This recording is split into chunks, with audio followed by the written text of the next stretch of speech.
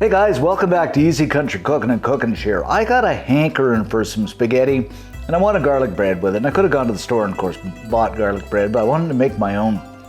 We did a really different garlic bread recipe and this will be the best garlic bread you've ever made. I honestly mean this, so let me show you how to do it. Okay, we're going to get started here by grabbing up 2 garlic bulbs and a good sharp knife and slicing those tops off. Actually, what I do is kind of rotate and cut and they come off lickety-split. Next up, grab up 2 shallots and peel them up. Now, I use shallots, not onions. I just find the taste is a lot nicer. Then lay out a piece of aluminum foil. Place those garlic cloves on and those shallots. Pour a good dose of the old olive oil over the top. Seasoned with some salt, and actually I use a decent amount here, but salt according to taste. And of course some ground black pepper, and quite a bit of that too. Then seal that foil up and make a nice cool, neat little package out of it. Then into the oven at 400 degrees Fahrenheit, 200 Celsius for about 45 minutes. And this has been in the oven, guys, for about 45 minutes, and it smells absolutely incredible. I'm just going to let it cool a little bit before I handle it, because it's hot. Alrighty then, we have cooled a little bit, so I'm going to get this opened up. Oh my goodness, I'm going to say this again, guys. I keep saying it, but that smell is absolutely incredible. I mean, I just don't know what to say. Yum. Anywho, into a bowl with a stick of butter, and this is about 190 grams, something like that. Then those shallots, and I should mention that butter is at room temperature. That's really important. After that, grab up that garlic bulb and just squeeze it in. That garlic pours out of there or comes out of there, and it is absolutely incredible. And again, the smell.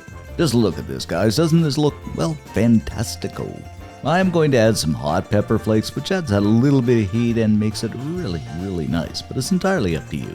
A little bit more salt, and of course more ground black pepper. Then we're going to grab up our spoon and smush and mush and mix everything together until it becomes, well, garlic butter. And guys, when I took it out of the oven, I had a little taste of those garlic and those shallots, without even mixing this.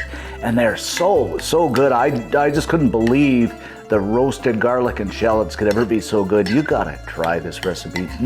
So good. And this is smelling incredible too.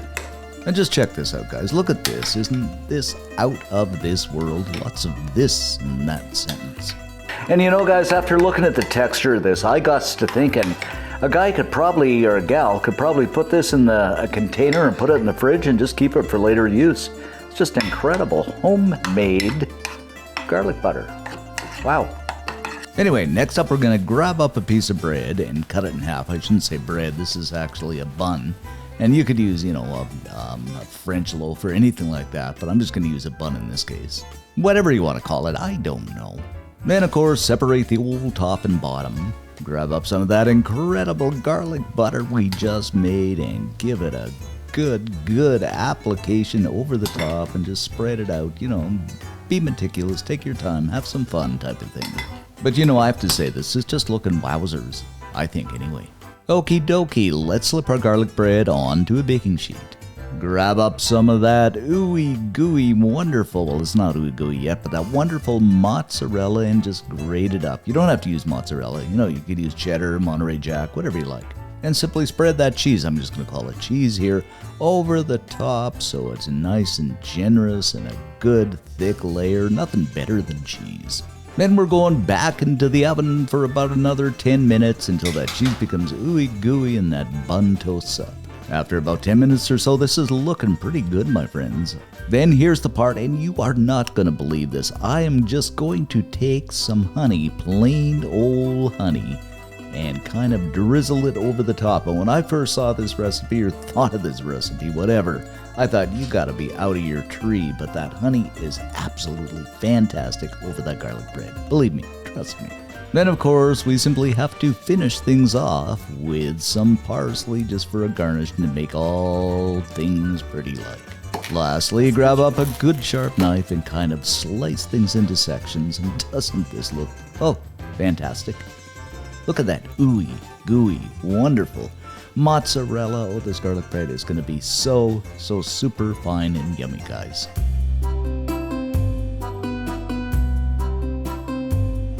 And I am going to serve this up just for the fun of it with some spaghetti on the side. We have lots of spaghetti and spaghetti sauce recipes, so you can check those out too. But there you have it, guys, our super delicious, ever so wonderful and great, whatever adjectives you want to put on it, homemade honey garlic bread, the best garlic bread you will ever make. Okay, guys, let's give this a taste test and see here.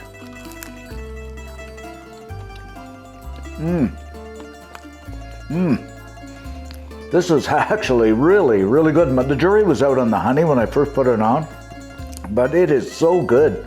And the garlic, like it's real garlic and real shallot. It's not garlic powder. This is probably the best, I mean the best garlic bread you'll ever make. Simply a must make. And if you do make it, leave us a comment. Always helps us out.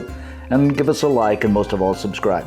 Thanks for watching, guys, and by all means, definitely make this. This is so good.